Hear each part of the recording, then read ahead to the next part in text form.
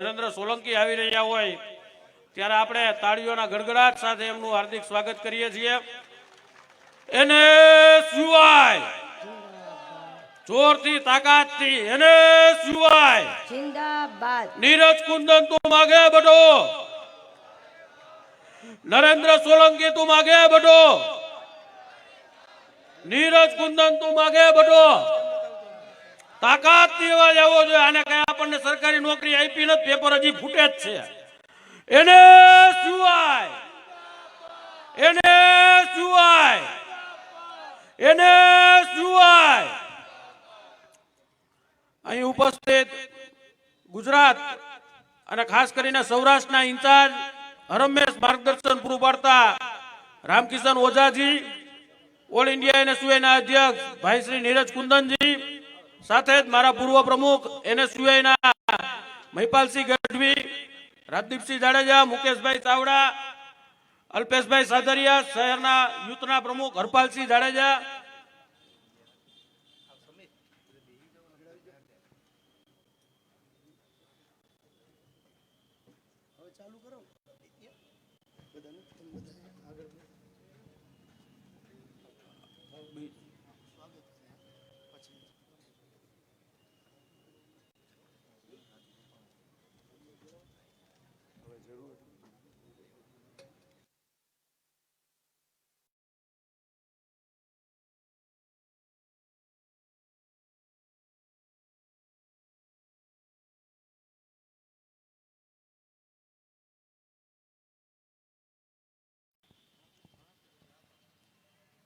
હવે ગુજરાત એનએસયુઆઈના અને આપણે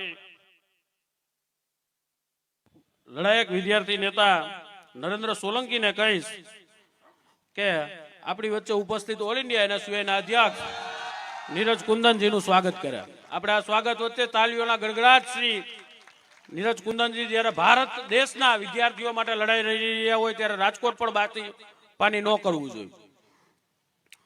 હવે હું શહેર યુવક કોંગ્રેસના પ્રમુખ હરપાલસિંહ જાડેજાને વિનંતી કરીશ કે આપણા માર્ગદર્શક અને સૌરાષ્ટ્રના ઇન્ચાર્જ રામકિશન ઓઝાજીનું સ્વાગત કરે।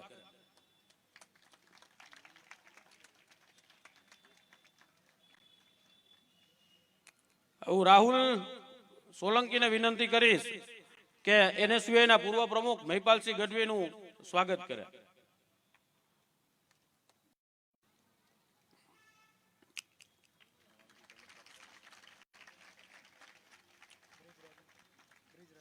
એવા આપણી વચ્ચે ઉપસ્થિત ગુજરાત એનએસયુઆઈના ઇન્ચાર્જ ભાઈ શ્રી અંકુશ ભટનાગરનું સ્વાગત હું વિનંતી કરીશ દેવેન્દ્રસિંહને કે અંકુશ ભટનાગરજીનું સ્વાગત કરે।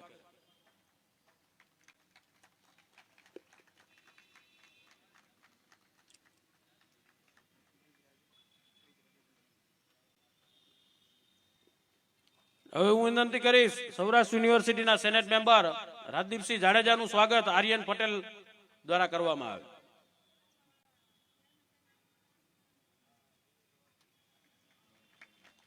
મહેશભાઈ રાજપૂતનું સ્વાગત ભાઈ શ્રી બિજરાજસિંહ દ્વારા કરવામાં આવશે। બિજરાજજી,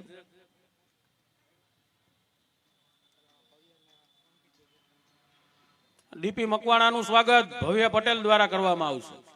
મિતુલભાઈ ડોંગાનું સ્વાગત અંકિતભાઈ સોંદરવા કરશે।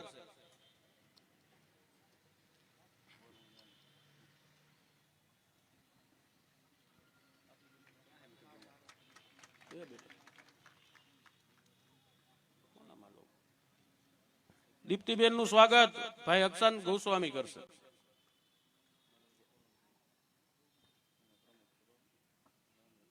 હવે આપણા ગુજરાત એનએસયુઆઈના પ્રમુખનું સ્વાગત આર્યન પટેલ અને બિજરાજસિંહ કરશે નરેન્દ્ર સોલંકીનું। માનવ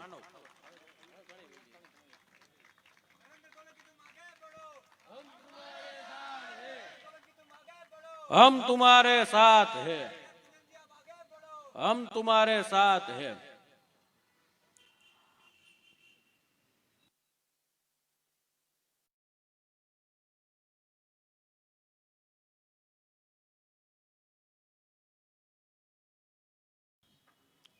હવે હું વિનંતી કરીશ પૂર્વ ગુજરાત એનએસયુઆઈના પ્રમુખ અને ઉત્તર ગુજરાતના લડાયક સાથી શ્રી મહિપાલસિંહ ગઢવીને હું વિનંતી કરું કે NSUIના આ નવયુવાનોને સંબોધન કરે.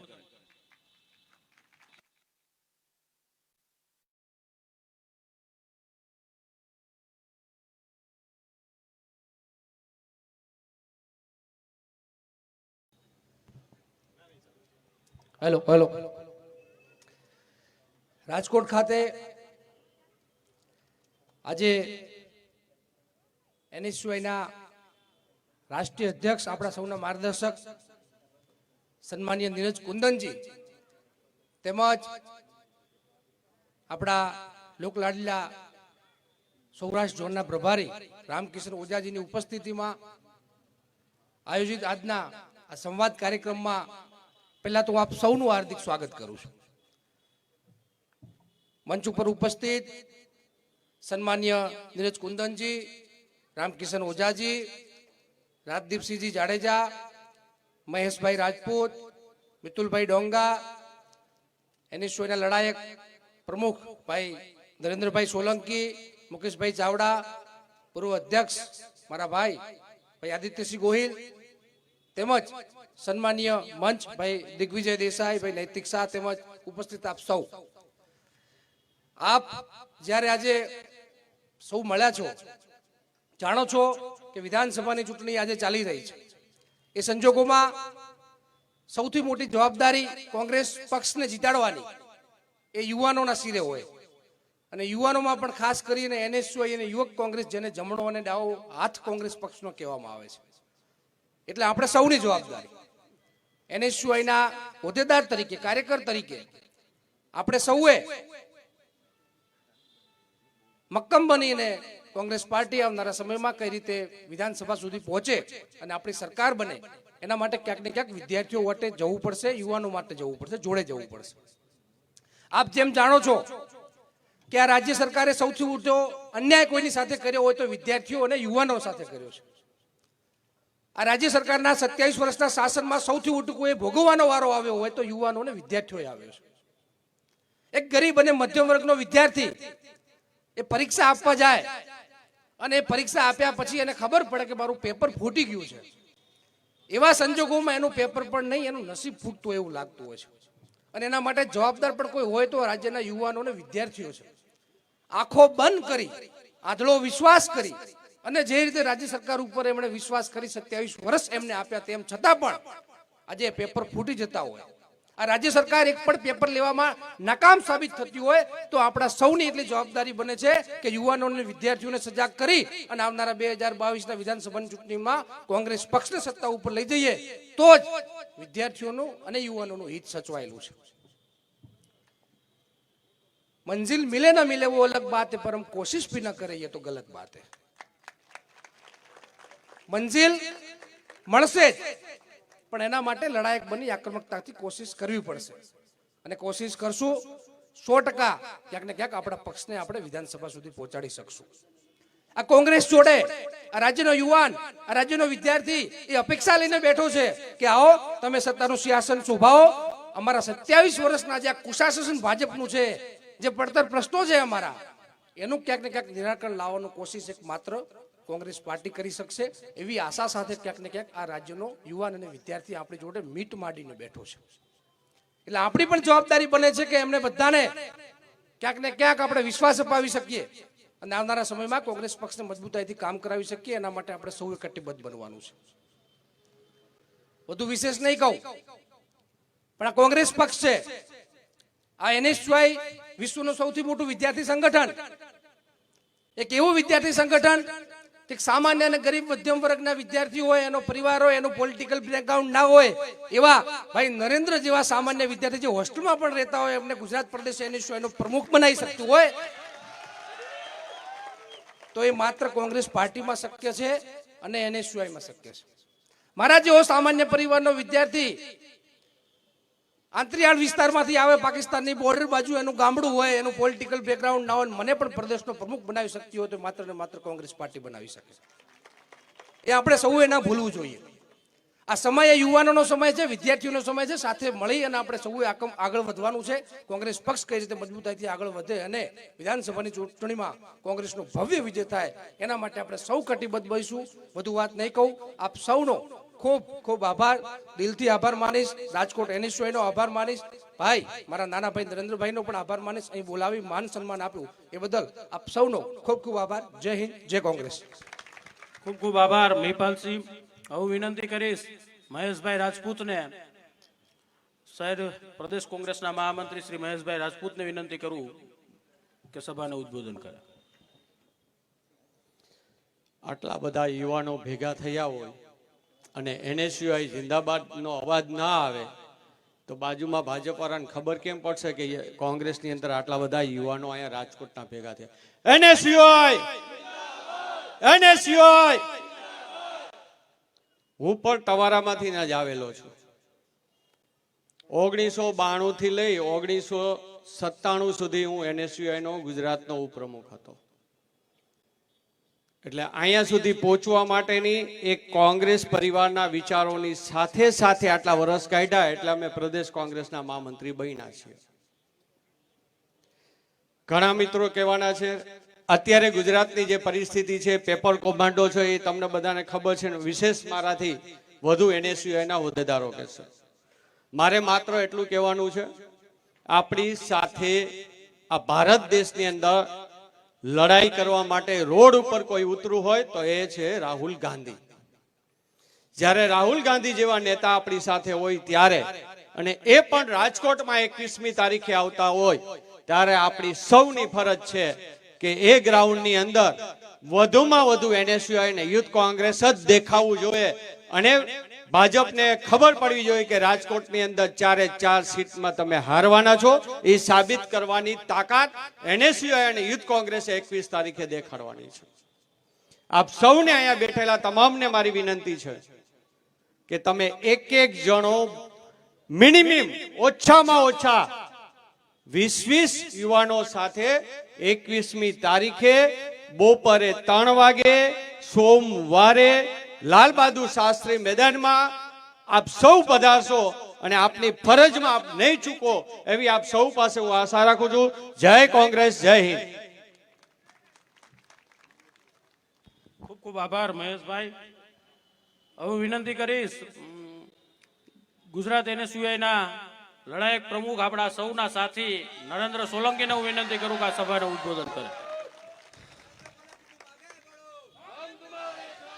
રાજકોટ NSUI દ્વારા આયોજિત વિદ્યાર્થી પરિવર્તન સંવાદમાં ઉપસ્થિત ઓલ ઇન્ડિયા NSUI ના અધ્યક્ષ અને મારા મોટાભાઈ આદરણીય નીરજ કુંદનજી, AICC ના સેક્રેટરી અને સૌરાષ્ટ્ર ઝોનના પ્રભારી અને આપના સૌના સન્માનનીય આદરણીય રામકિશન ઓઝાજી, ગુજરાત કોંગ્રેસ સમિતિના અગ્રણી રાજદીપસિંહ જાડેજા, મુકેશભાઈ ચાવડા, એવા જ મારા પૂર્વ અધ્યક્ષ અને મોટાભાઈ આદરણીય મહિપાલ ગઢવીજી, આદિત્યસિંહ ગોહિલજી, ગુજરાત NSUI ના ઉપપ્રમુખ દિગ્વિજય દેસાઈજી, રમેશ શેખજી અને સન્માનનીય મંચ અને આપ સૌ એટલી મોટી સંખ્યામાં ઉપસ્થિત એ બદલ આપ સૌનો હું આભાર વ્યક્ત કરું છું.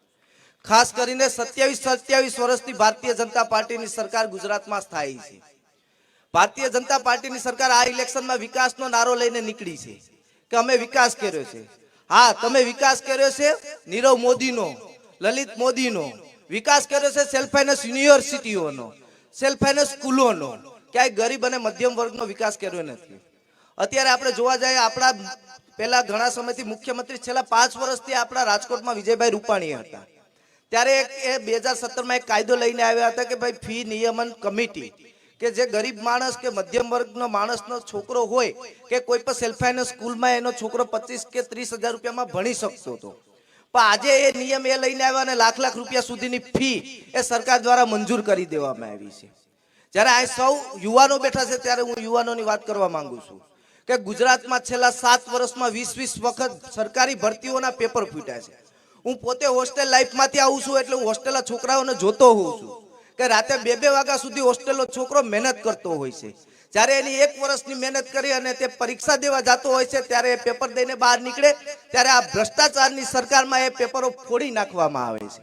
1 વખત નહીં પણ 20 વખત આ ભારતીય જનતા પાર્ટીની સરકાર પેપર ફોડવાનું કામ કરી રહી. છતાં એને સંતોષ નથી મળતો. જે પણ કોઈ ભરતીનું પેપર ફૂટે છે એ ભરતી પેપર ફૂટ્યા બાદ 2-3 વર્ષ સુધી એ ભરતી પેન્ડિંગ રાખી દેવામાં આવે છે. અને જોવા જાય તો હમણાં જ્યારે ઇલેક્શન ડિક્લેર થવાની વાત હતી ત્યારે છેલ્લા 3 વર્ષથી તલાટી અને જુનિયર ક્લાર્કની જે ભરતી પેન્ડિંગ પડી હતી એને 1 કલાક પહેલા મતદારોને આકર્ષવા હાટુ થઈ, યુવાનોને આકર્ષવા હાટુ થઈ છેલ્લા 3 વર્ષની પેન્ડિંગ પડેલી ભરતીને એનાઉન્સ કરવામાં આવે છે. તમારે એનાઉન્સ જ કરવું હતું તો પહેલા 6 મહિના પહેલા એ ભરતી કરી દેવી હતી ને. વિદ્યાર્થી પ્રત્યે એટલો બધી તમને પ્રેમ હતો તો, પણ તમને વિદ્યાર્થીઓ પ્રત્યે નહીં, તમને તમારી સરકાર બનાવવામાં રસ છે, તમારે સેલ્ફ ફાઇનાન્સ યુગમાં રસ છે, તમને પેપર ફોડવામાં રસ છે, વિદ્યાર્થીઓ પ્રત્યે રસ નથી. અત્યારે જોવા જાય તો કોલેજના વિદ્યાર્થીઓ જે ટ્રાન્સપોર્ટ કરે છે, જે પેટ્રોલ ડીઝલના ભાવ વધ્યા એના કારણે ટ્રાન્સપોર્ટેશનની ફી છેલ્લા 5 વર્ષમાં 5 ગણી વધી છે. અત્યારે યુવાન, સામાન્ય વર્ગનો યુવાન છે એ રોજગારી માટે દર તડપે છે. સેલ્ફ ફાઇનાન્સ યુનિવર્સિટીઓમાં ભણવાનું લાખો રૂપિયા ખર્ચીને મા બાપ પેટે પાટા બાંધી અને પોતાના છોકરાઓને ભણાવતા હોય છે. ત્યારે નોકરી આપવાની વાત હોય ત્યારે રોજગારી નથી. એક ખાલી 5000ની સામાન્ય તલાટીની ભરતી હોય તેમાં 27 લાખ સુધીના ફોર્મ ભરાય છે. તો આ ક્યાંક ને ક્યાંક આપણી ગુજરાતની કમનસીબી છે. અને હું અહીં NSUIના બેઠેલા તમામ મિત્રોને કહેવા માંગુ છું કે આ વિધાનસભાની ઇલેક્શન જેમ આપણે યુનિવર્સિટીમાં ABVP ને ધૂળ ચટાવીએ છીએ એવી જ રીતના આપણે આ વખતે ભાજપને ધૂળ ચટાવવાનું કામ કરવાનું છે. આપ સૌ એટલી મોટી સંખ્યામાં ઉપસ્થિત રહ્યા એ બદલ હું આપનો આભાર વ્યક્ત કરું છું. જય હો, જય કોંગ્રેસ, જય NSUI. ખૂબ ખૂબ આભાર નરેન્દ્રભાઈ. આપણે હમણાં તો એક તાજી ઘટના બની, ઘડિયાળ બનાવતો તેને પુલ બનાવવા દઈ દીધો. જે માણસ ઘડિયાળ બનાવતો હતો એને કે તું પુલ બનાવ, અને પરિણામ શું આવ્યું એ આપણે સૌ જાણીએ છીએ. એટલે હું વિનંતી કરીશ હવે ગુજરાત NSUIના ઇન્ચાર્જ ભાઈ શ્રી અંકુશ ભટનાગરજીને વિનંતી કરું કે આ સંમેલનને સંબોધન કરે. हेलो, आज राजकोट में उपस्थित हमारे NSUI के ऊर्जावान संघर्षशील अध्यक्ष बड़े भाई श्री नीरज कुंदन जी, हमारे अखिल भारतीय कांग्रेस कमेटी के राष्ट्रीय सचिव व सौराष्ट्र जोन के प्रभारी रामकिशन ओझा जी, गुजरात NSUI के अध्यक्ष नरेंद्र भाई सोलंकी जी, गुजरात NSUI के पूर्व अध्यक्ष महिपाल भाई, NSUI के प्रदेश के उपाध्यक्ष दिग्विजय भाई, नैतिक भाई, रमेश भाई, करण भाई, उमंग भाई, ब्रज भाई और सभी राजकोट के सभी साथीगण, हमारे बीच में कुछ ही समय में आलोक शर्मा जी भी उपस्थित होने वाले हैं. आलोक शर्मा जी, रामकिशन ओझा जी और नीरज कुंदन जी आप सभी से संवाद करेंगे. साथियों, बोलने के लिए ज्यादा कुछ है नहीं. आज से 1 महीने पहले भी हमने यहाँ यूनिवर्सिटी का घेराव किया था. आप सब उस घेराव में थे. पेपर लीक का मुद्दा हो या छात्रों की समस्या हो, NSUI निरंतर इस गुजरात में आप सबकी आवाज को पूरी ताकत से उठा रही है. मैं आप सबसे यही अनुरोध करूंगा कि आने वाले समय में आप सभी साथी कांग्रेस पार्टी के प्रत्याशी को यहां से विजयश्री बना के गुजरात विधानसभा में पहुंचाएं.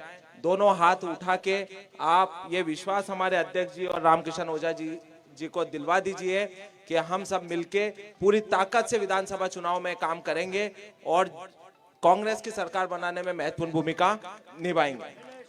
धन्यवाद. હવે આપણી વચ્ચે ખાસ દિલ્હીથી પધારેલા અને NSUIના સાથી શ્રી આલોકજીને હું વિનંતી કરું.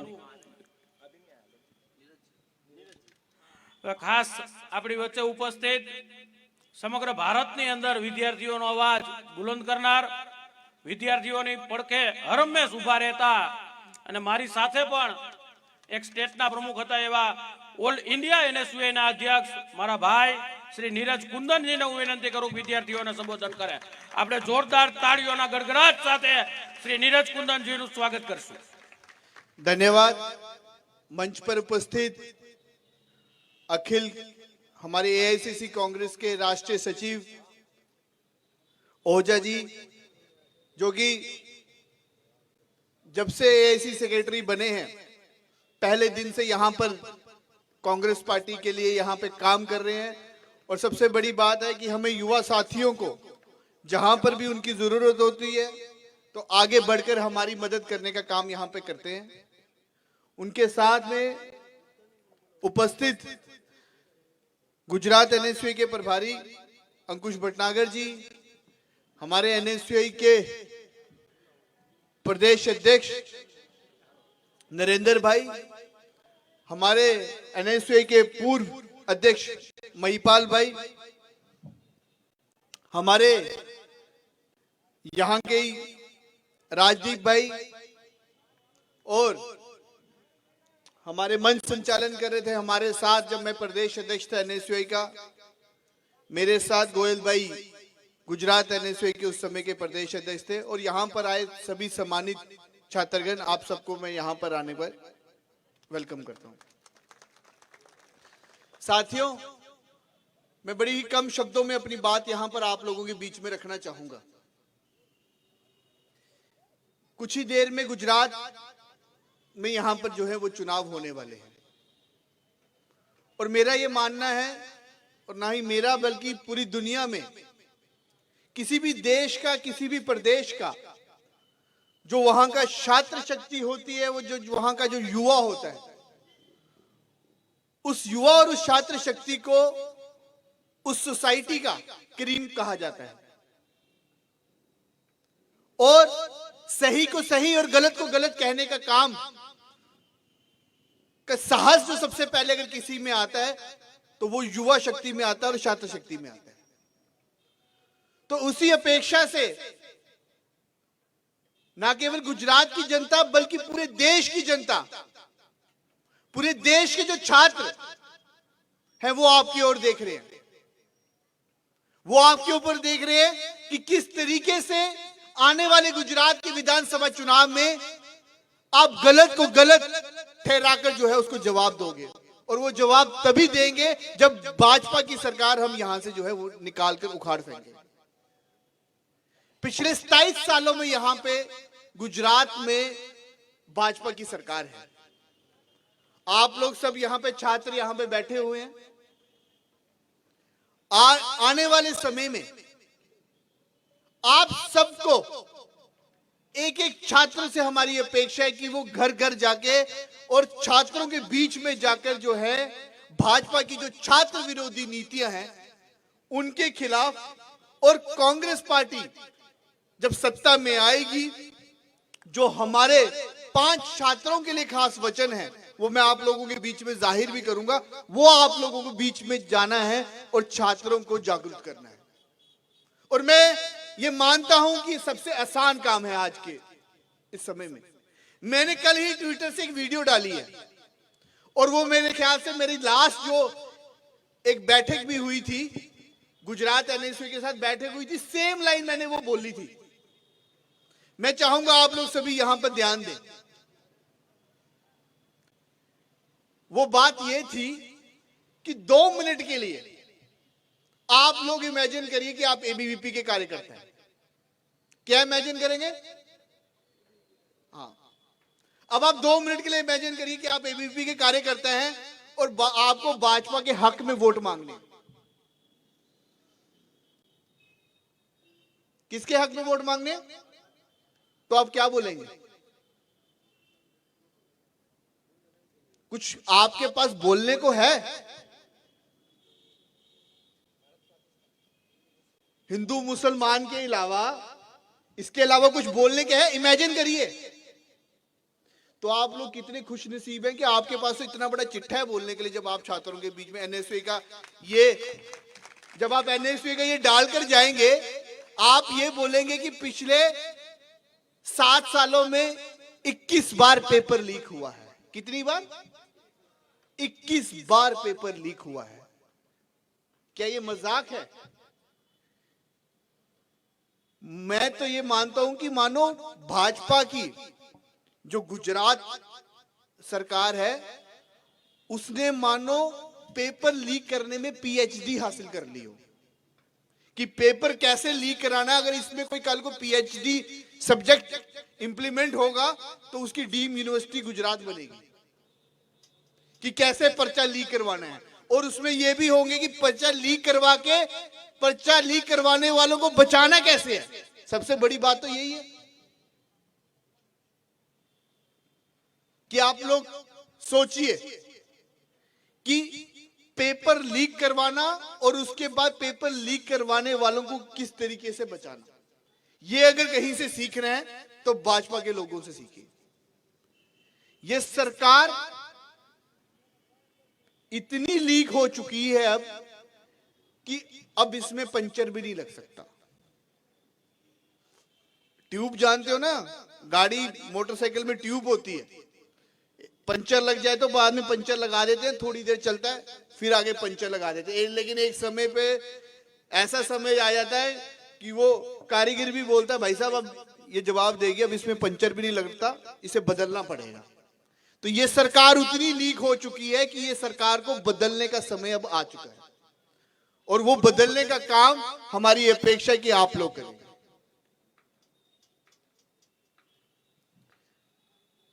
साथियों, ये सरकार जो है वो छात्र विरोधी सरकार है, छात्र नीतियों के खिलाफ काम करती है। सबसे पहले तो ये चीज वो सुनिश्चित करती है कि कोई भी आम परिवार का व्यक्ति, मेरे और आप जैसे जो किसान भूमि से आता हो, जिसके मध्यम परिवार से आता हो, ये सरकार वो सुनिश्चित करती है कि वो गलती से कहीं पढ़ लिख ना जाए। इसलिए पिछले 27 सालों में एक भी सरकारी यूनिवर्सिटी गुजरात में नहीं खुली और जो सरकारी यूनिवर्सिटीज खुली भी थी उनके अंदर भी सेल्फ फाइनेंस जैसे कोर्सेज को लाकर शिक्षा जो है वो महंगी की गई ताकि वो भी शिक्षा जो है वो नहीं ले पाए। ये सबसे बड़ा मुद्दा है। शिक्षा का निजीकरण का मुद्दा गुजरात में सबसे बड़ा मुद्दा है। ये सातवें आसमान पर आज जो है वो शिक्षा का जो निजीकरण है वो जो है किया जा रहा है। इन सभी मुद्दों के खिलाफ जो है एनएसयूआई ने लड़ाई लड़ी है और आगे भी लड़ाई लड़ेगी। हमारे एनएसयूआई के 5 वचन हैं, मैं वो 5 वचन आप लोगों के सामने बताना चाहूंगा कि सबसे पहला वचन है कि कांग्रेस पार्टी की सरकार आएगी तो यहां पर 3000 जो है इंग्लिश मीडियम स्कूल जो हैं वो खोले जाएंगे। दूसरी, सबसे पहले कांग्रेस पार्टी की यहां पर सरकार आएगी, शिक्षा का जो निजीकरण है उसे जो है वो समाप्त किया जाएगा। सेल्फ फाइनेंस जैसे जितने कोर्सेज हैं इन सभी कोर्सेज को बंद किया जाएगा।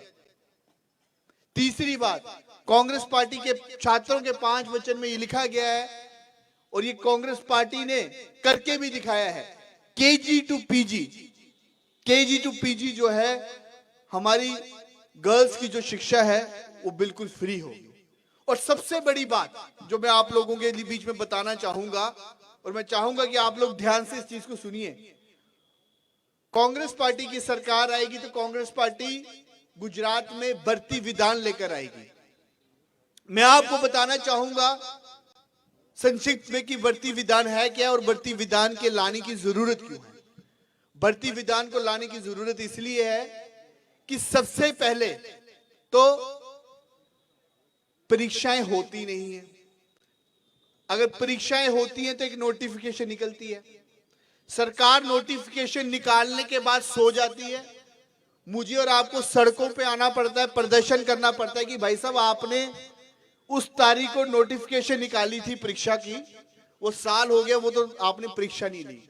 हम प्रदर्शन करते हैं, अपनी आवाज उठाते हैं, उसके बाद जो है सरकार जागती है और परीक्षा लेती है। फिर परीक्षा लेने के बाद फिर सरकार सो जाती है, उसे याद ही भूल जाता है कि हमने किसी परीक्षा ली है। फिर हमें सड़कों पे उतरना पड़ता है, फिर हम प्रदर्शन करते हैं, फिर इस सरकार को जगाते हैं और बोलते हैं कि भाई साहब आपने 1 साल होगी परीक्षा को लिए हुए, अब उस परीक्षा का जो है वो रिजल्ट निकालिए।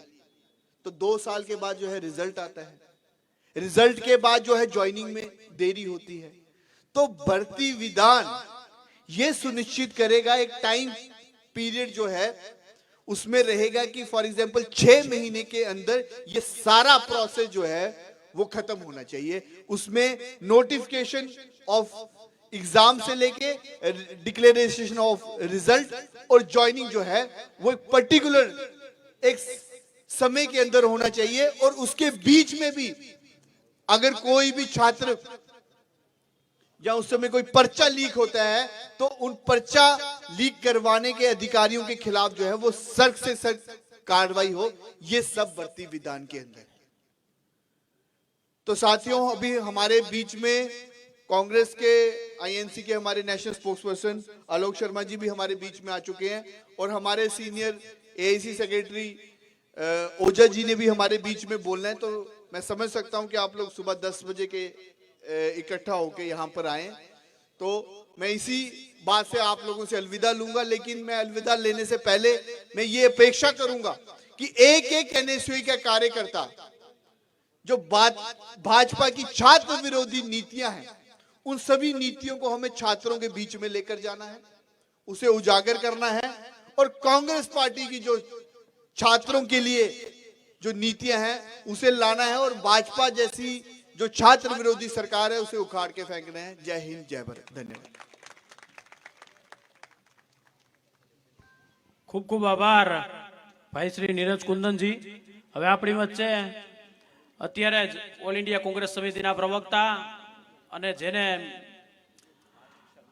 આજ તક હોય, એનડીટીવી હોય કે નેશનલ ન્યૂઝ ઉપર આપણે ભારતીય જનતા પાર્ટીના પ્રવક્તા સામે લડાયક રીતે પોતાની વાત રજૂ કરતા હોય એવા શ્રી આલોક શર્માજી પણ અહીં ઉપસ્થિત છે। તો હું ગુજરાત એનએસયુઆઈ વતી આલોક શર્માજીનું પણ સ્વાગત કરું છું અને હું મારા સાથી સોહિલ ઝેરિયાને વિનંતી કરીશ કે આલોક શર્માજીનું સ્વાગત કરશે।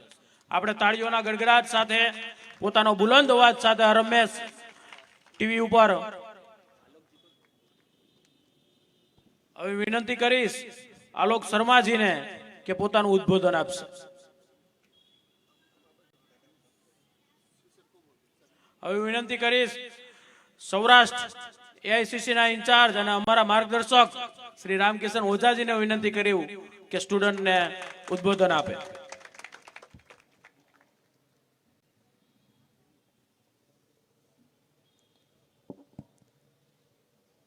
आज राजकोट शहर में विद्यार्थी परिवर्तन संकल्प की सभा में उपस्थित हमारे भाई, कांग्रेस का चेहरा और बहुत बुलंद तरीके से कांग्रेस का पक्ष रखने वाले हमारे बड़े भाई, ऑल इंडिया कांग्रेस कमेटी के स्पोक्स पर्सन आलोक शर्मा जी, आप सबके नेता और ऑल इंडिया एनएसयूआई के अध्यक्ष सम्माननीय नीरज कुंदन जी, एनएसयूआई के अखिल भारतीय सेक्रेटरी सचिव और इंचार्ज गुजरात सम्माननीय अंकुश भटनागर जी, राज्य के एनएसयूआई के अध्यक्ष सम्माननीय नरेंद्र सोलंकी जी, हमारे बीच गुजरात प्रदेश कांग्रेस कमेटी के महामंत्री, शहर के निवासी सम्माननीय डीपी मकवाना जी, एक्स यूथ कांग्रेस के एक्स प्रेसिडेंट सम्माननीय मुकेश भाई चावड़ा जी, राजदीप सिंह जडेजा जी, शहरी कांग्रेस के अध्यक्ष सम्माननीय हरपाल सिंह जडेजा जी, युग कांग्रेस के जिला अध्यक्ष सम्माननीय अल्पेश सादरिया जी, पूर्व एनएसयूआई के अध्यक्ष सम्माननीय महिपाल गढ़वी जी, शहर के नेता, युवा साथी और पूर्व प्रदेशाध्यक्ष एनएसयूआई सम्माननीय आदित्य सिंह गोहिल जी, जिले की महिला अध्यक्ष सम्माननीय दीप्ति सोलंकी जी, मंच पर उपस्थित सम्माननीय संदीप रावल जी, तमाम मंच पर उपस्थित हमारे वरिष्ठ साथीगण और सभा मंडप में उपस्थित सम्माननीय सभी हमारे युवा साथी, आप सबका एनएसयूआई के इस कार्यक्रम में स्वागत है। हार्दिक मैं अभिनंदन करता हूं आपका।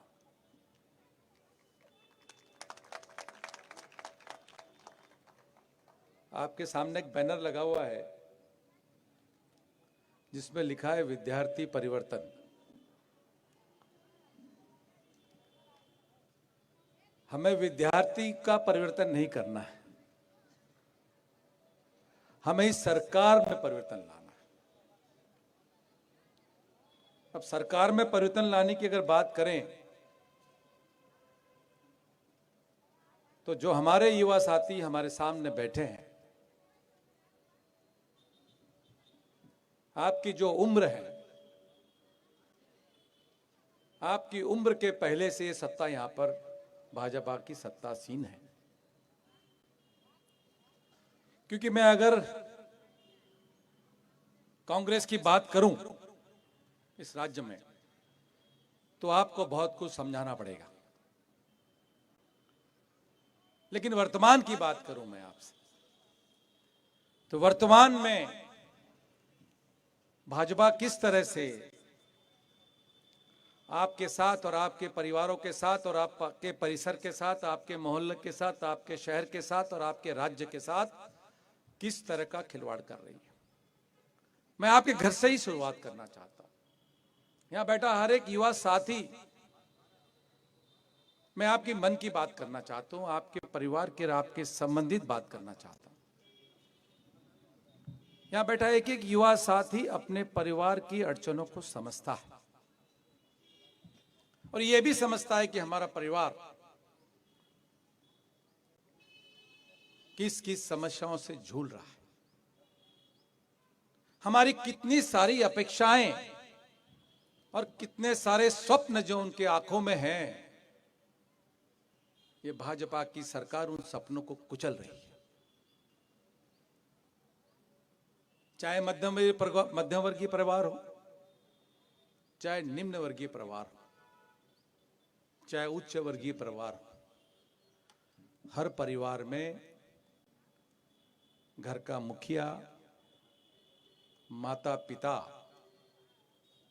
अगर सबसे ज्यादा चिंतित है तो मेरे इस युवाओं के भविष्य से चिंतित है। और ये आप खुद उनकी आंखों में देखते हैं, समझते हैं और उस समझ को आप अगर विश्लेषण में लाएं और उस बात को समझें कि जिस तरह से आपका परिवार, चाहे किसी भी गरीब परिवार की बात करो, हमारी माता यहां बैठी है, हमारी बहन यहां बैठी है, कि किस तरह से परिवार अपने आय को तोड़ तोड़ कर किस परिस्थिति में अपने सपनों को दबाकर, अपने स्वास्थ्य की चिंता किए बगैर अपने बच्चे का भविष्य सुधारने के लिए कितनी अड़चनें करती है, ये भी आपको समझने की आवश्यकता है। ये कोई भाषण नहीं है, ये आपको यहां बुलाकर ऐसी बात की जा रही है कि आपको कोई हरे भरे सपने दिखाए जा रहे हैं। सच्चाई से वाकिफ करने के लिए, मेरे युवा साथियों को उसका भविष्य बनाने के लिए एक कांग्रेस यहां पर काम कर रही है। लेकिन भाजपा का अगर आपका ही कार्यकाल आपकी नजरों में अगर आप देखें, हमारी बात नहीं, आप अपने आंखों से देखें किस तरह से महंगाई बढ़ रही है, किस तरह से पिताजी माताजी खर्चा बचाकर आपके स्कूल की, कॉलेज की फीस देकर आपको यहां तक पहुंचाया है और ये सपने लेकर पहुंचाया है कि मेरे बच्चे को कोई न कोई नौकरी, कोई न कोई व्यवसाय, किसी न किसी तरह का कार्य करने का मौका ये शासन प्रशासन देगा या इनके सानिध्य में कोई न कोई व्यवसाय करेगा।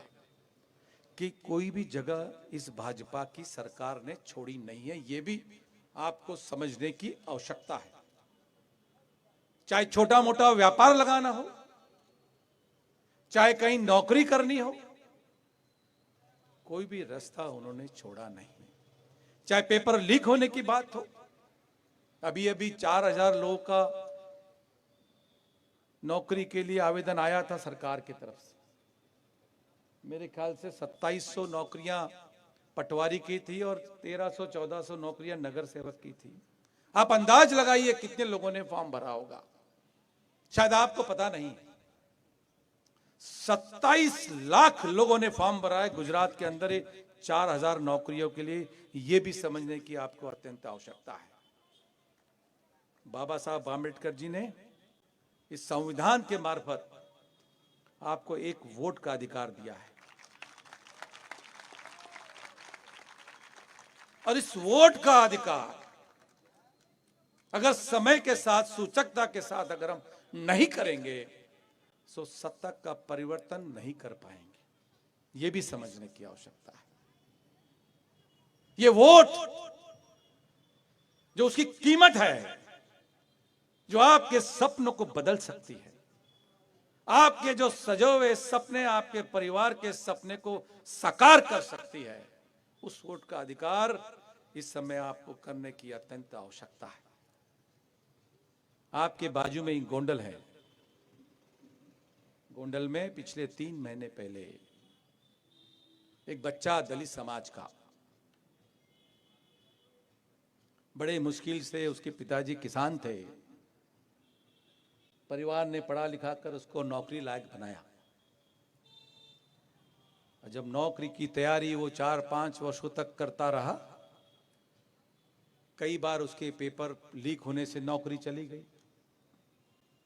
कई बार सरकार ने नौकरी के लिए भर्तियां निकाली, भर्ती शुरू नहीं की। भर्ती शुरू की तो रिजल्ट नहीं आया, रिजल्ट आया तो जॉब पे नहीं लगाया। उस बच्चे ने एक पत्र लिखा, बड़ा मार्मिक पत्र लिखा, पिताजी के नाम से लिखा कि पिताजी, मैं आत्महत्या कर रहा हूं, और मेरे मरने के बाद जो आपके पास थोड़ा बहुत पैसा है, मेरे अंत्येष्टि में खर्च नहीं करिएगा, वो पैसा संभाल के रखिएगा और मेरे बहन की शादी में खर्चा करिएगा। ये मार्मिकता है, ये भी आपको समझने की आवश्यकता है। आपको सपने देखना बहुत जरूरी है, बट खुले आंखों से सपने देखना है, और यह भी समझना है कि सपने कैसे पूरे होंगे। सिर्फ माँ बाप को दोष देकर, परिवार के ऊपर जवाबदारी डालकर और सत्ता को जवाबदार न कर आप सपने पूरे नहीं कर सकते। आप उनकी आंखों में झांकिए, छोड़ दीजिए बाहर क्या हो रहा है, छोड़ दिए शासन क्या कर रहा है। अपने माता पिता की आंखों में आंखें डालकर देखिए कि कितनी गहराई से आपके लिए कितना सोचते हैं, और इसका जवाबदार इस 27 वर्षों का शासन है। चाहे गैस हो, चाहे डीजल हो, चाहे अगर खेडूतों का कोई बच्चा यहां बैठा है तो उन पर होने वाला अन्याय हो, चाहे उनको पूर्ति करने के लिए सिंचन की पानी की व्यवस्था हो, चाहे सिंचन करने के लिए लाइट की व्यवस्था हो, कहीं नहीं है। आपके राजकोट में सड़कों की दुर्दशा आपने आज से 4 महीने पहले देख ली है। पानी के समय पानी निकलने की जगह नहीं थी, कुछ लोग बोट का इंतजाम करने निकले थे। ये भी सोचने की आवश्यकता है। महंगाई अपने जोर पे, पेपर लीक हो रहे हैं, प्राइवेटाइजेशन स्कूल का हो रहा है, कॉलेज में प्राइवेटाइजेशन हो रहा है, कोई इंडस्ट्री लग नहीं रही है, फसल बीमा बंद कर दिया गया है। अनाज किसानों के लिए जो उनकी फसल निकलती थी कांग्रेस के समय उस फसलों को एमएसपी, मिनिमम सपोर्ट प्राइस के नाम से पैसा दिया जाता था। अगर किसानों का खर्चा 5,000 रुपए होता था और उसका प्रॉफिट मिला के 7,000 रुपए होता था, अगर मार्केट में 3,000 में अगर सामान बिकता था उसका, तो 4,000 रुपए प्रति टन उसके खाते में कांग्रेस जमा करती थी। उसको एमएसपी कहते हैं। शायद आपको पता नहीं। अपने जो भी खेडूतों के बच्चे हैं, माता पिता से जरा पूछिए, बहुत बुरा हाल है, बहुत ही बुरा हाल है। विश्व कहां पहुंच रहा है, और हम, ये हमारी सरकार, भाजपा की सरकार, इस देश में युवाओं को, किसानों को, व्यापारियों को प्रताड़ित करने का काम कर रही है। मैं आखिरी में बात करते हुए एक छोटी सी स्टोरी सुना दूं। छोटी स्टोरी सुनोगे आप? बोर तो नहीं हो रहे हो? मेरी बात समझ आ रही है आप लोग? क्या गुजराती में बोलो, हिंदी चलेगा? गुजराती आती नहीं है। हिंदी बोलूं? एक छोटी सी स्टोरी सुनाता हूं, शायद इस बात को आप समझ पाएंगे। हिटलर का नाम सुना है? सुना है ना? हिटलर पूरा विश्व जीतकर अपने जनरल लोगों के साथ बैठा हुआ था। भाई साहब, आलोक भाई साहब, अपने जनरल लोग, जनरल समझते हैं आप? टीम, जैसे प्रधानमंत्री जी आपके देश के और उनका मंत्रिमंडल जो होता है ना, मंत्रिमंडल में जनरल, जनरल के साथ बैठ के चर्चा कर रहे थे और उन्हें सरकार चला रहे थे, तानाशाही चल रही थी। तो एक दिन हिटलर को मूड आया कि यार कुछ तो भी चर्चा की जाए।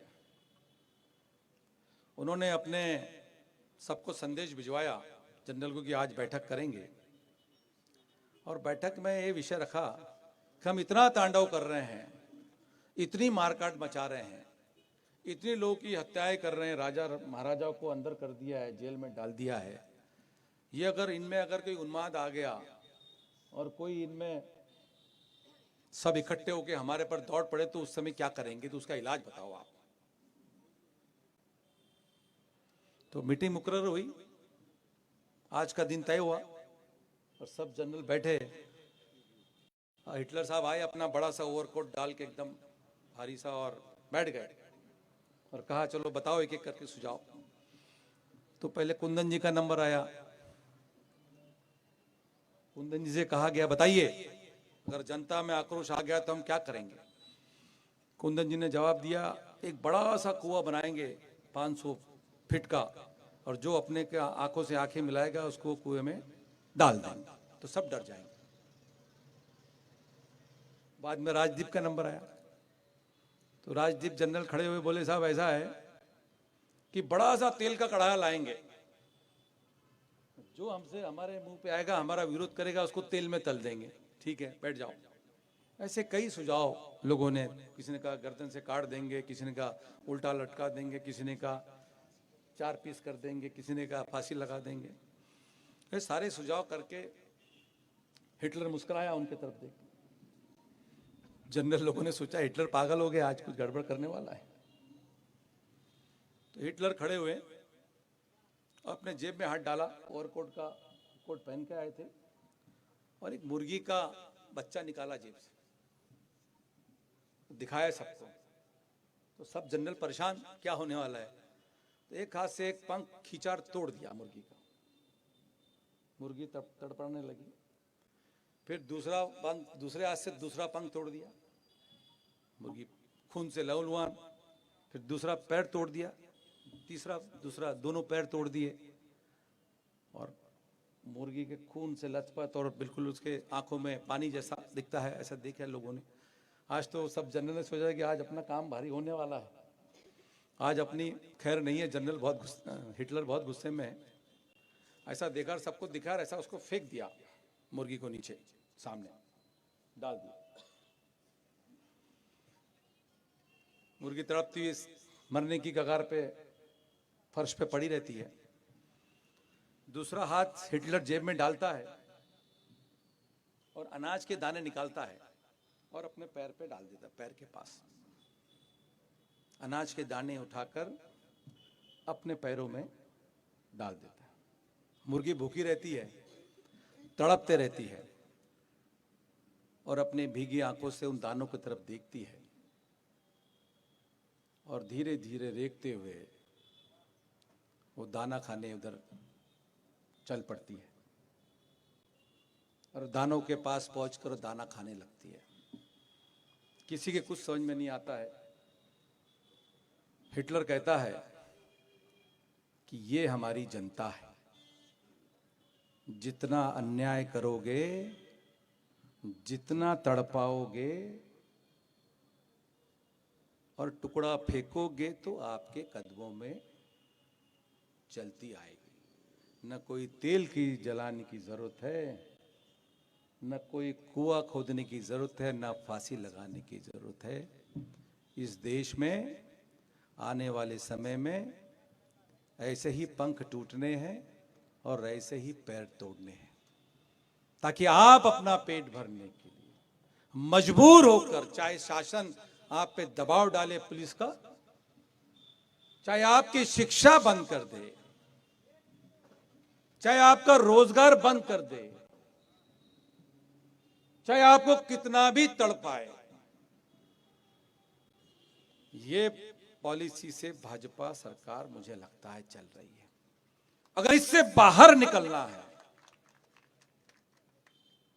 अगर इससे बाहर निकालना चाहते हो मेरे दोस्तों, मेरे भाइयों, ये मजाक की बात नहीं है, मैं कोई जोक सुना नहीं रहा हूं आपको, मैं आपको खुली आंखों से आपके सपना दिखा रहा हूं।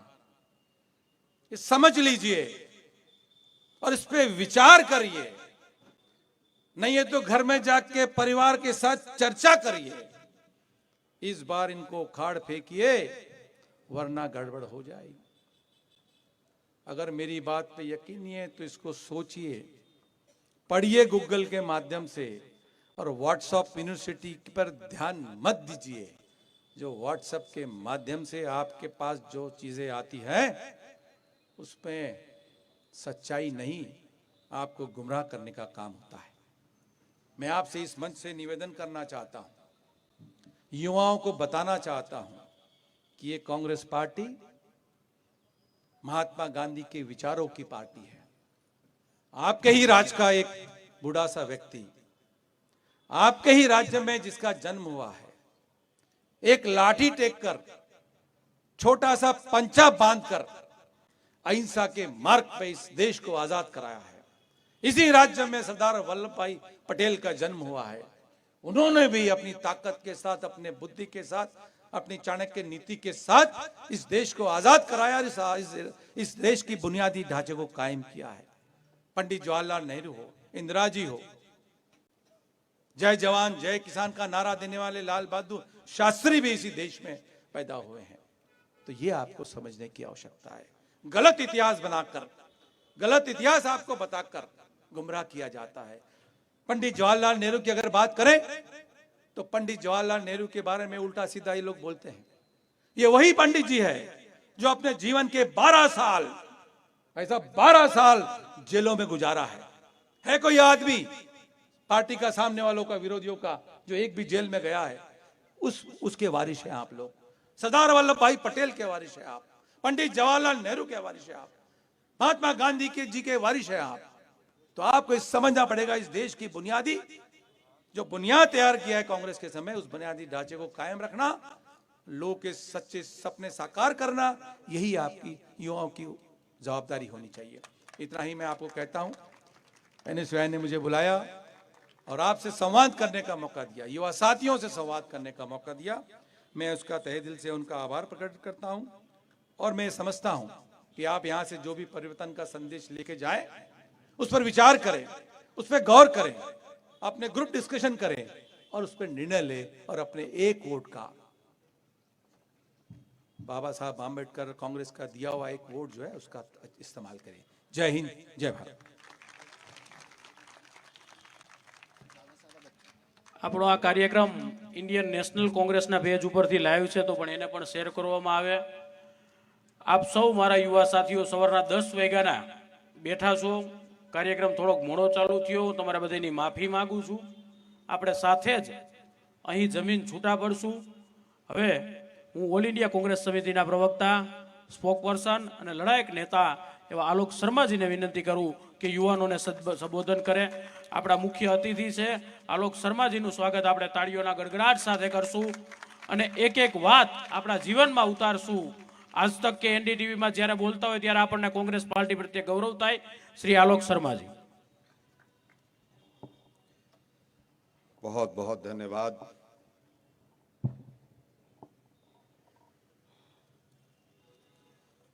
मंचासीन मेरे बड़े भाई रामकिशन ओझा जी, जो आपके सौराष्ट्र के इंचार्ज हैं, एआईसीसी के सेक्रेटरी हैं, मेरे छोटे भाई national president NSUI Neeraj Kundan ji, national secretary Ankush Bhatnagar ji, आपके तमाम यहाँ के प्रेसिडेंट्स जो रहे हैं, आदित्य सिंह गोहिल जी, महिपाल गढ़वी जी, नरेंद्र सोलंकी जी जो नेशनल अभी एनएसयूआई के वर्तमान में प्रेसिडेंट हैं, दिग्विजय देसाई जी, राजदीप सिंह जडेजा जी, मुकेश भाई चावड़ा जी, मेरे साथ आए हर्षद शर्मा जी, मेरे साथ ही आए संदीप पंड्या जी, हिम्मत सिंह जी और तमाम मंचासीन हमारे जो भी एनएसयूआई के साथी हैं, मैं जिनका नाम नहीं भी जानता हूं, उनसे क्षमा के साथ उनका भी स्वागत करता हूं। और सबसे महत्वपूर्ण जो मेरे सामने यहाँ पर इस प्रांगण में मेरे छोटे भाई एनएसयूआई के जो कार्यकर्ता इस 4 रंग के पटके को पहनकर एनएसयूआई के जो बैठे हुए हैं, मैं आज राजकोट की तमाम यहाँ की जो भी अभी तक के जो भी लीडर्स रहे हों, जो भी आत्माएं रही हों, इस भूमि के जो भी देवता रहे हों, मैं सभी को अपना सर झुकाकर नमन करता हूं।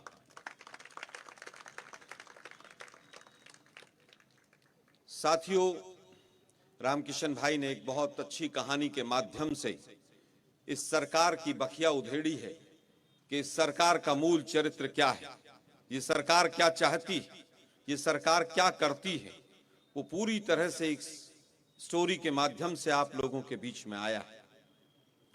मैं 2-3 विषयों पर आपसे बात करने के लिए आज यहां आपके सामने रूबरू हुआ हूं।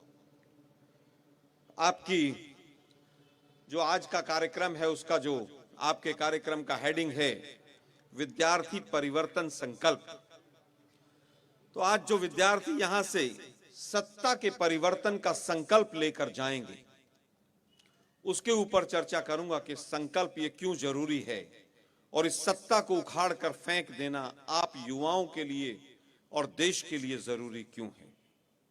उसके बाद मैं शिक्षा के ऊपर बात करूंगा आपसे और रोजगार के ऊपर बात करूंगा। सबसे पहली चीज तो यह है कि जब से ये सरकार आई है, इन्होंने बार बार कहा बहुत हुई रोजगार बेरोजगार की मार, अब की बार उनकी सरकार। जब से मोदी जी या भाजपा सरकार ने गुजरात की कमान संभाली, इनके 2 ही कदम रहे हैं कि युवाओं को ठेकेदारी प्रथा की तरफ डाइवर्ट कर दो, युवाओं को सरकारी नौकरी से दूर कर दो, शिक्षा का प्राइवेटाइजेशन कर दो। और उसके लिए इन्होंने पूरी तरह से सफलतापूर्वक गुजरात के युवाओं को महरूम किया है। पहला गुजरात राज्य है जिसके अंदर 6000 से ज्यादा स्कूल बंद हो गए। पहला गुजरात राज्य हिंदुस्तान के अंदर जिसके अंदर स्कूल खुलने की बजाय बंद होते चले गए। पहला राज्य है गुजरात हिंदुस्तान के अंदर जिसके अंदर एक भी सरकारी यूनिवर्सिटी नहीं बनती है नई, सब प्राइवेट यूनिवर्सिटीज बनती। पहला राज्य है गुजरात जिसमें दक्षिण गुजरात की जो सूरत की यूनिवर्सिटी है उसकी भूमि को बेच दिया जाता है प्राइवेट लोगों के, अपने जो हम 2 और हमारे 2 व्यापारी लोग हैं उनके हाथों सरकारी जमीनों को बेच दिया जाता है कौड़ियों के भाव। पहला राज्य है जिसके अंदर पिछले 27 साल में एक भी सरकारी मेडिकल कॉलेज नहीं बना, एक भी सरकारी मेडिकल कॉलेज जिसकी नींव इस सरकार ने रखी हो और उसके अंदर बच्चे पढ़ने लगे हों। मैं पिछले 1.5 महीने से भाजपा के तमाम प्रवक्ताओं से टीवी चैनल्स पर नाम पूछ रहा हूं कि एक यूनिवर्सिटी बताइए जो 8 साल में मोदी जी ने सेंट्रल यूनिवर्सिटी यहां पर बना दी हो। एक कॉलेज बताइए जो सेंट्रल गवर्नमेंट की फंडिंग से बन गया हो। एक यूनिवर्सिटी बताइए जो सरकारी हो, सरकारी भूमि पर बनी हो, जिसकी नींव भाजपा के नेताओं ने रखी हो और उसमें बच्चे पढ़ने लग गए हो। पिछले 1.5 महीने में मुझे एक नाम नहीं पता चला कि यहां पर फीस रेगुलेटरी कमीशन है कि फीस को नियंत्रित कैसे किया जाए। सारे तमाम भाजपा के पिट्ठू नेता उस फीस रेगुलेटरी कमीशन में बैठ जाते हैं जाकर। तमाम वो अधिकारी जो भाजपा की चमचागिरी करते हैं वो फीस रेगुलेटरी कमीशन में बैठते हैं। फीस को बेइंतहा जिस तरह से बढ़ाया जाता है, जिस तरह से प्राइवेटाइजेशन पर जोर दिया जाता है, गरीब का बच्चा, मिडिल क्लास का बच्चा कैसे उस फीस को अफोर्ड करेगा।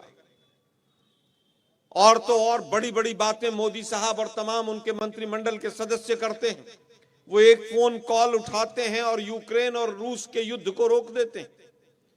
लेकिन जो हजारों बच्चे रूस और यूक्रेन से आए हैं मेडिकल की पढ़ाई छोड़कर, उनका क्या भविष्य होगा उसके ऊपर कोई चर्चा ये सरकार नहीं करती। अहमदाबाद में जब वो प्रदर्शन करते हैं तो उनके ऊपर पुलिस लाठियां भांजती है, भाषण बड़े बड़े हैं, लेकिन विद्यार्थियों के लिए एक भी कदम ये सरकार नहीं उठाती। उसके बाद क्या होता है? उसके बाद भाजपा के लीडर्स के कॉलेजों से पेपर लीक हो जाते हैं और ये कहते हैं हम भविष्य सुधारने आए हैं। एक नहीं, दो नहीं, चार नहीं, 22 पेपर इस सरकार के अंदर लीक हो जाते हैं। एसआईटी बनती है, एसआईटी लीपापोती के नाम पर बनती है। युवाओं के साथ किस तरह से खिलवाड़ किया जाए उनके भविष्य का, वो एसआईटी जो पेपर लीक वाली है वो जीता जागता उदाहरण है।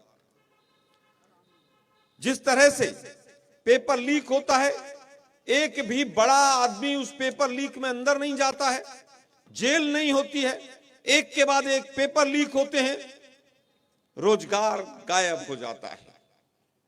और ये केवल यहां राजकोट की कहानी नहीं है, गुजरात की कहानी नहीं है।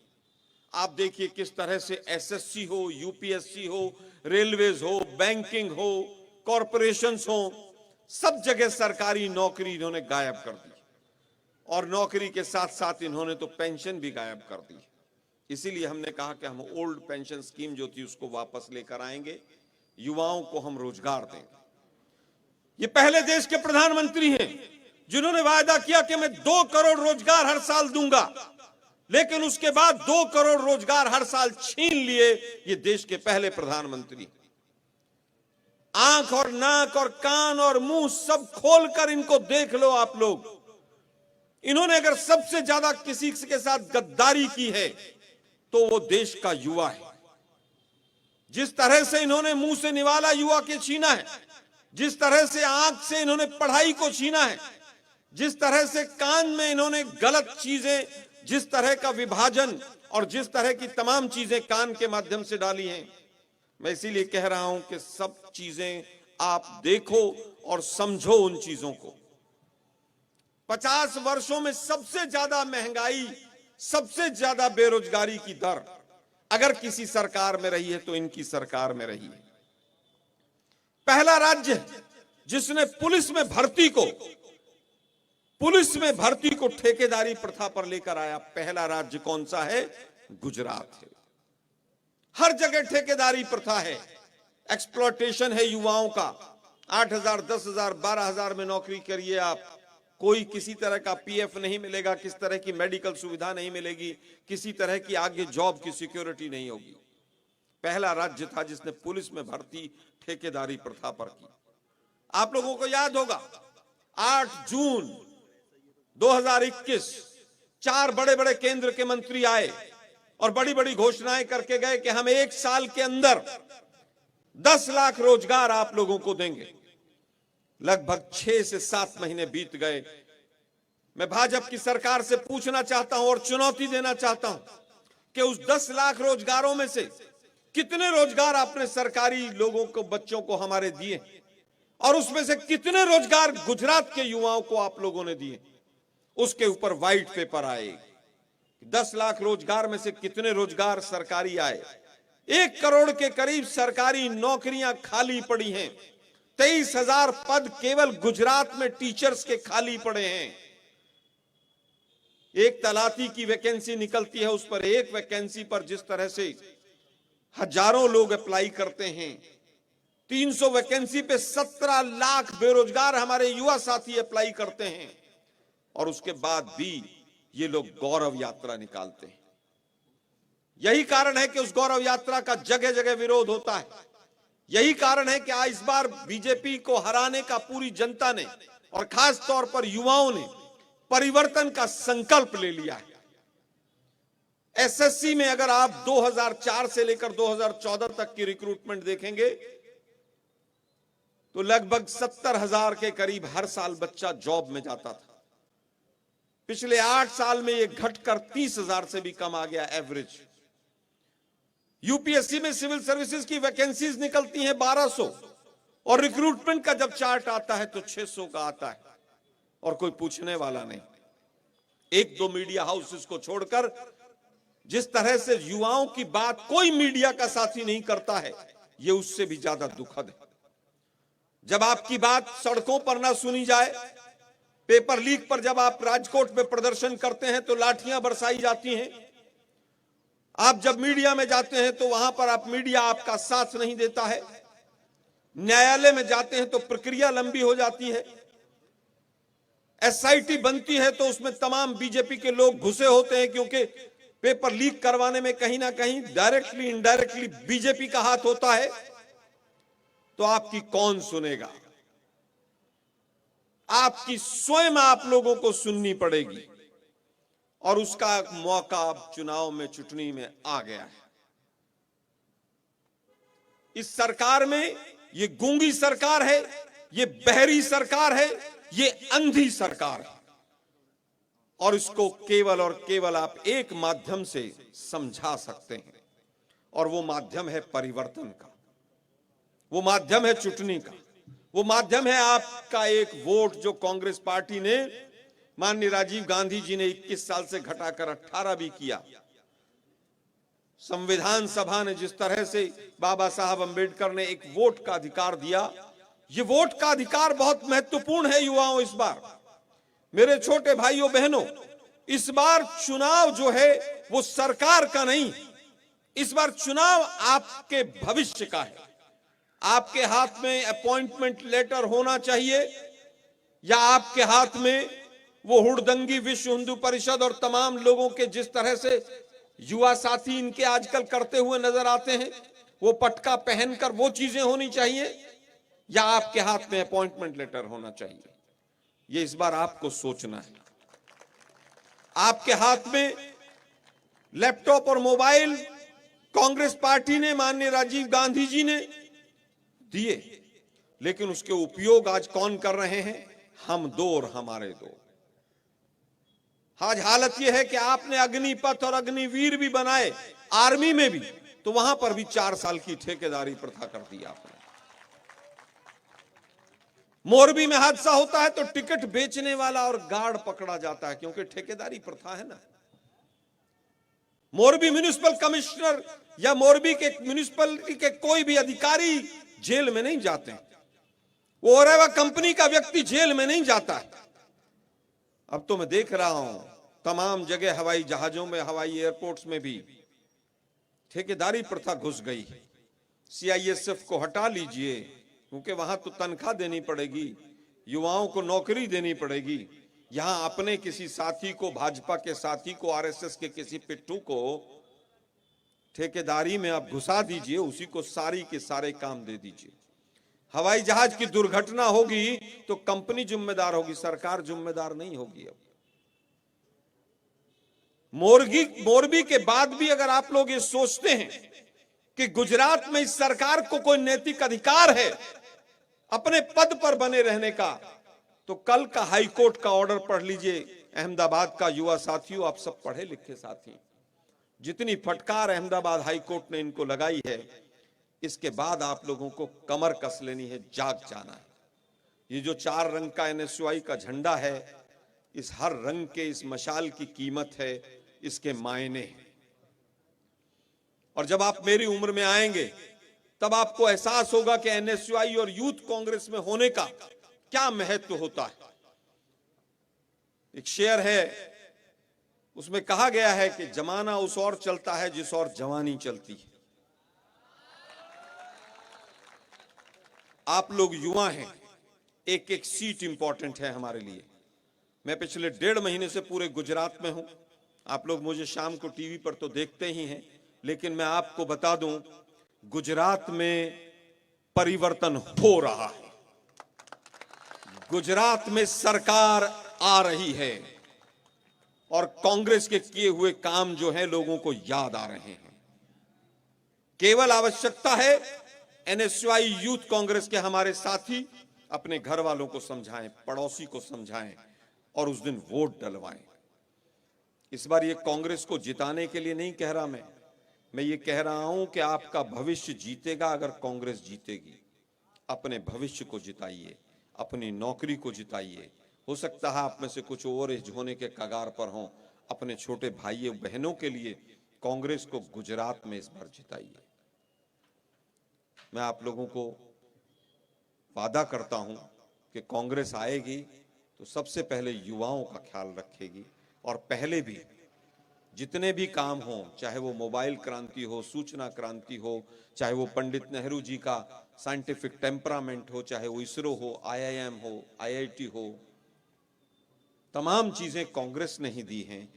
ये जो कुछ दिनों से व्हाट्सएप यूनिवर्सिटी पर ज्ञान पेल रहे हैं, इस बार इनको मौका है सोशल मीडिया से भी, क्योंकि आप लोग मुझसे ज्यादा मजबूत हैं सोशल मीडिया पर, सोशल मीडिया के माध्यम से भी मुंह तोड़ जवाब दीजिए और इन अज्ञानियों को बताइए कि तुम लोग केवल निक्करधारी हो, इससे फालतू कुछ नहीं है। इस राष्ट्र को निर्माण करने में हमारा योगदान है। जिस समय पर मोदी जी आए थे, इस राज्य के मुख्यमंत्री बने थे, 10,000 करोड़ का कब्जा था, युवाओं कर्जा था।